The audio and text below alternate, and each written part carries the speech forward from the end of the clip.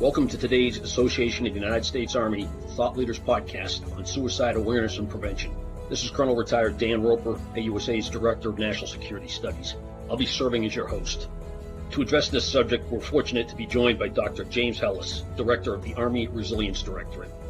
A graduate of the United States Military Academy with a Master's in Political Science from the University of Pennsylvania and a Doctorate in International Relations from Fletcher School at Tufts, Dr. Helis served 30 years in the U.S. Army Infantry, with his final assignments being one in Afghanistan, followed by being the chairman of the Department of National Security and Strategy at the United States Army War College.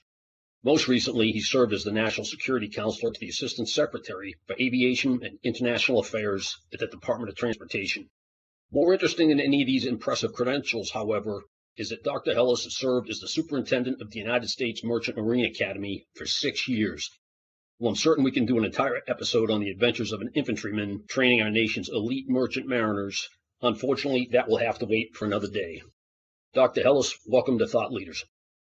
Dan, thanks for that introduction, and it's a pleasure and an honor to be here with you today. We're looking forward to your comments. Before we dig down into the subject of today's podcast, the suicide awareness and prevention, it would be helpful if you could help our audience understand what the Army Resiliency Directorate is about, since resilience is a word that's almost achieved buzzword status in almost every field and discipline. Nearly every type of organization or initiative seems to be pursuing it. So could you please describe how the Army views resilience and the role your directorate plays enhancing the resilience of soldiers, their families, and the force? The Army Resiliency Directorate is housed in the Deputy Chief of Staff G1. We have a broad portfolio that includes the promotion and development of individual resilience, as well as the prevention of sexual assault, sexual harassment, suicide, and substance abuse. When we think of resilience, we think of it as not just what most people think of as the ability to bounce back from adversity or getting up once you've been knocked down, so to speak, but it's also the ability to have the strength, the confidence, and the skills to power through challenges. The ability to focus on problem solving, to think of strategies for dealing with problems and with coping, to working well with your teammates, to push forward and deal with challenges and problems as they come up. We see resilience contributing to readiness. It makes for stronger soldiers, stronger families, enhances cohesion at teams when everybody is working at their peak of performance. And it's also a protective factor to help soldiers, particularly in suicide prevention, to give them the skills, the abilities to work through problems and challenges so they do not turn into crises that spiral, sometimes unfortunately and tragically, into suicidal behaviors. Thanks for that. That's useful context and help understanding how the Army defines resilience, and that it's got a very proactive element to it, not just being reactive and gutting your way through something or dealing with it after the fact. Now, we've heard the Chief of Staff of the Army, General McConville, quite frequently refer to harmful behaviors that the Army must tackle head on. These behaviors include, as you stated, sexual harassment and sexual assault, extremism, racism, and behavioral problems that may lead to suicide. Could you tell us the magnitude of the Army's suicide problem and how has it been exacerbated by COVID? It's no secret that the Army has faced challenges with death by suicide in recent years, particularly in the active component. We've seen a slow but persistent rise in the rate of suicide among active duty soldiers since at least 2018, preceding the COVID pandemic. At this time, we have not seen any evidence yet that tells us that the increase in suicide that continued through 2020 was exacerbated by COVID. Part of that, again, is just we don't see any evidence of that yet, and it's probably too early for us in the analysis process to be able to judge that COVID exacerbated the suicide problem. But it has certainly been a growing problem, again, particularly in the active component. And in what age demographic has the Army and family members suffered the most deaths by suicide? Within the Army, the demographic that is most affected by death by suicide is in the 18, 19 to 24, 26-year-old age range. By grade, it's with E3 to E6. Over 90% of the deaths by suicide in the Army are male, and combat arms is most common for career military field. For family members, the numbers that are reported for deaths by suicide are so small that it's hard to indicate that there are any real significant trends in there that we can track, or any audience we could say is at highest risk for suicide amongst our civilians and family members. Thank you for that breakdown. That gives a better visual of where the challenges are, so therefore where the most opportunities are to get to the left of the driving factors and help mitigate this problem in advance. Now, going back to what the chief had talked about with the harmful behaviors, it seems pretty clear that while the other harmful behaviors can be mitigated to a limited extent, ideally even prevented before the fact, death by suicide is different. Since it's not possible to mitigate death by suicide, only proactive actions to address its potential drivers would appear to be useful. Anything less than getting to the left of its occurrence is a failure. Since obviously it's not just tied to COVID, and understand that the data is going to lag as the final determinations made on the circumstances, but how do myriad harmful factors, which include, but probably not limited to things like financial problems, poor relationships, drugs, alcohol, sexual abuse, access to child care, access to and the stigma associated with behavioral health care, or toxic work environments, poor leadership, and command climate or other conditions contribute to death by suicide?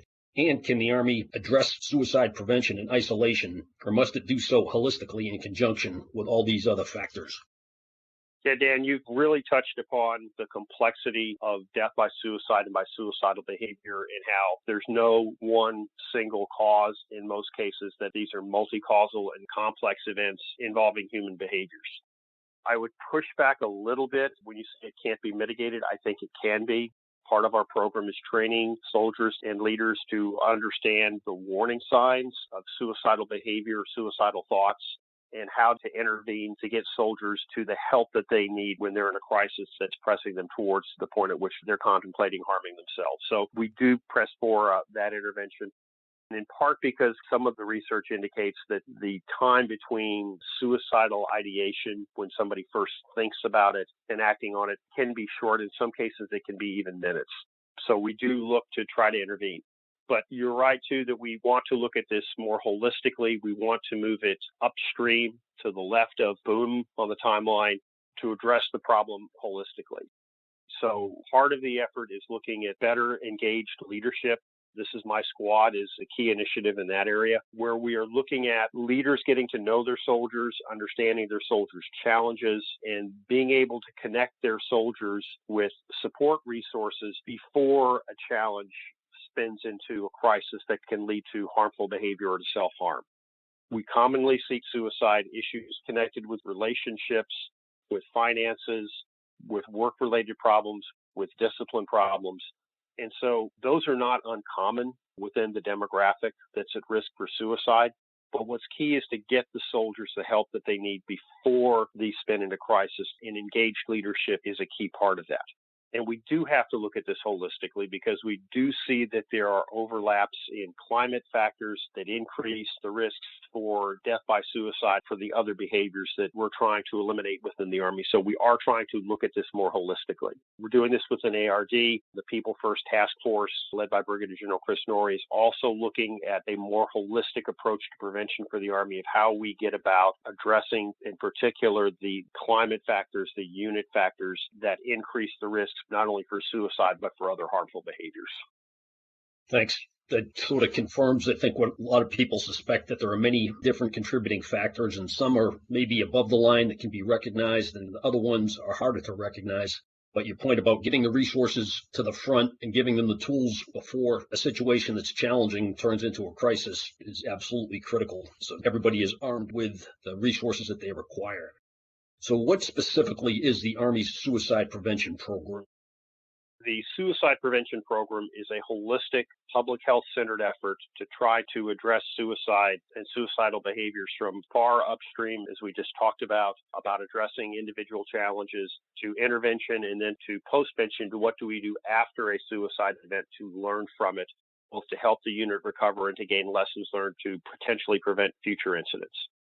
Keys in the program are training for soldiers to understand the signs of suicidal behavior, the risk signs, the warning signs, and how to intervene to help your buddy to get them connected with resources, for leaders to be able to connect soldiers with resources. It is looking at TIMS and looking at climate. We're looking at encouraging help-seeking behaviors to reduce the stigma of seeking assistance and support when you have challenges. Part of our warrior ethos is we're strong and we're tough and we take care of problems, but everybody faces problems in life for which they need help. And there's no shame and there's no embarrassment for seeking help when you need it. And for engaged leaders and for all of us, when your buddy comes up, one of your soldiers comes up saying, I have a challenge, I need help, we need to make sure that door is open, that we have a good ear, and then can connect the soldiers with the resources they need to help them with their problems and then continue to follow up. And that connection is not just giving them a phone number, but it's actually making sure they get connected with military family life counselors, or we get them to ACS to financial counseling and classes, or we get them to parenting classes. You proactively get them connected with the resource they need. And then looking even further upstream, what are the things that we can do institutionally across the Army in terms of creating positive command climates we've talked about reducing op tempo, which is one of the chief's goals, is to slow the op tempo down. Certainly to make it more predictable, to reduce the disruptions on family lives, on soldiers' lives, to reduce those stressors in their lives.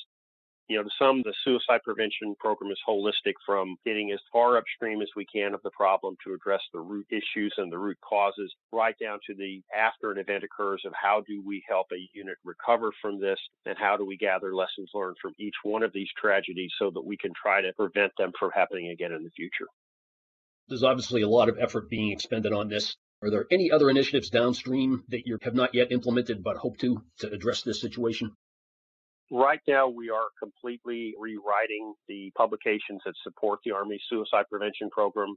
For the first time, we're going to have an Army regulation that is the Suicide Prevention Program, that is a standalone regulation that is not embedded in other programs, with an accompanying Department of the Army pamphlet and guides for leaders both at the senior level and down to the junior level. So we're restructuring all of that on a rapid rewrite that was directed by General Martin, the Vice Chief of Staff, last July. And, for those familiar with the Army publication process, we're sitting here in August looking at publishing as early as September, October, and having these tools out to commanders. So that's a major undertaking, is completely updating, revising the formal steps of the program, more clearly defining leaders' responsibilities as echelon, and through the guidebooks and the handbooks, providing them more tactics, techniques, procedures for how they would implement the program down at echelon at their level.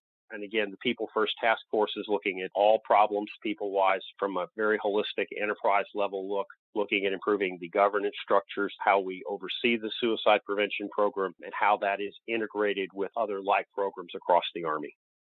It's good to see that the Army's prioritized people, because we've all been in organizations where everybody says the most important part of the organization is the people. Sometimes that's not quite enough to move in on this. If addressed adequately, improvements in health care, child care, spouse employment, permanent change of station moves, and housing and barracks could potentially reduce some stressors that may contribute to harmful behaviors, but clearly more is needed. An effective prevention program is going to require sustained leader prioritization and resourcing if it's going to have a meaningful impact. So what concerns do you have in this area about resourcing, particularly regarding the shortage of behavioral health professionals? Dan, what I would start with and go through, the items you listed: healthcare, childcare, spouse employment, housing barracks, PCS. Those are all top priorities for the Army senior leadership. Anytime that we engage with them talking about people, there's a recognition that those are important for taking care of people, improving quality of life, and the improvement in quality of life would provide protective factors and help mitigate some of the harmful and damaging behaviors we're seeing that undercut cohesion and undercut unit readiness. So those are all high priorities. And I think everybody knows by now that the Army has formally made people the number one priority. So it has been prioritized. People have been prioritized, and people programs have been prioritized by the senior leadership.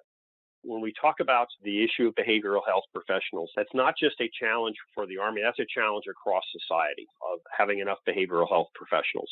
And looking at how we go about that, the concerted effort to recruit, to develop, to retain high-quality talent are the central pillars of the Army People Strategy, applying not only to the uniform side, but also to the civilian workforce. So we are aware of the challenges we have of recruiting people who are in high demand across society.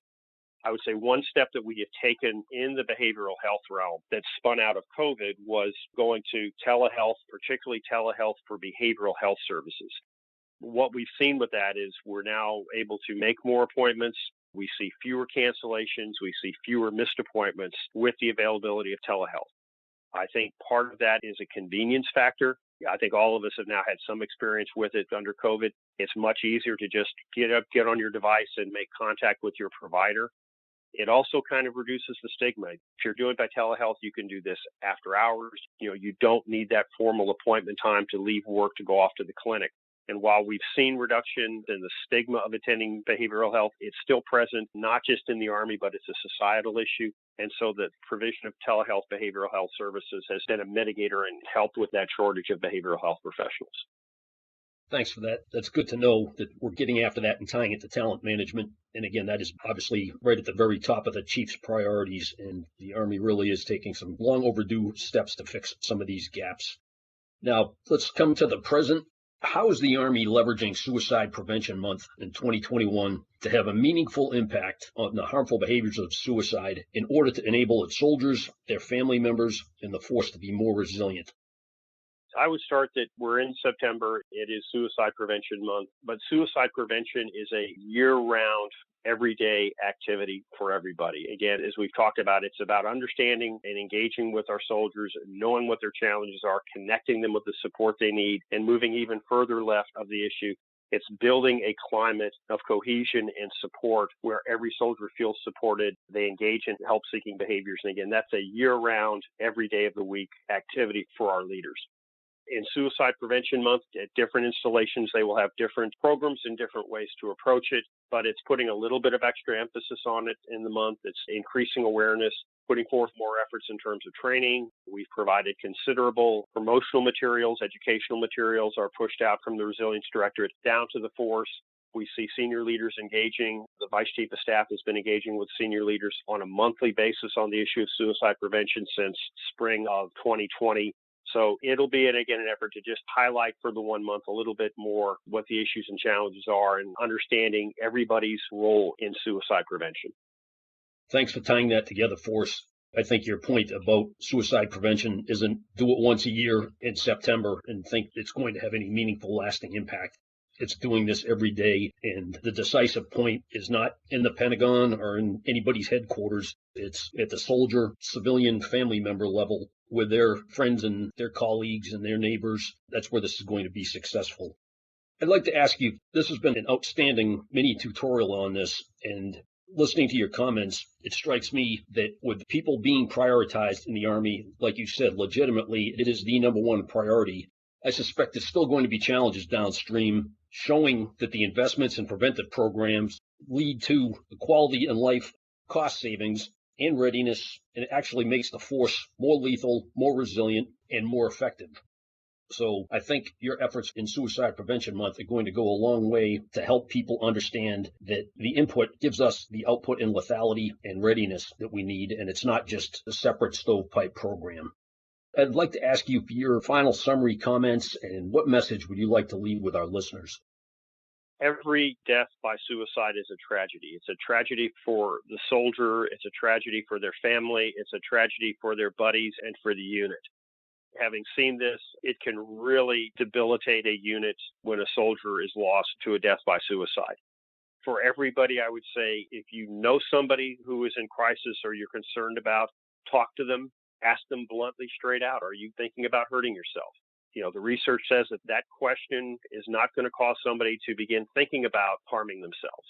So don't be shy about stepping in. If you see something, if you're concerned about something, show that concern by stepping in and asking the questions. And if they've got problems, connect them with help. For everybody, if you know somebody who's in crisis or you yourself are in crisis, the military crisis line, 800-273-8255, or text to 838-255. That is available for active duty, family members, veterans. Contact them. There's help right there on the crisis line, and they can do work to connect you with resources right there in your local area. But if you know something or you know somebody in distress or you are yourself, seek help. There's no shame in seeking help. Everybody in life has their stresses, their crises, and there's no shame or should be no embarrassment in seeking out the help that you need to get through that.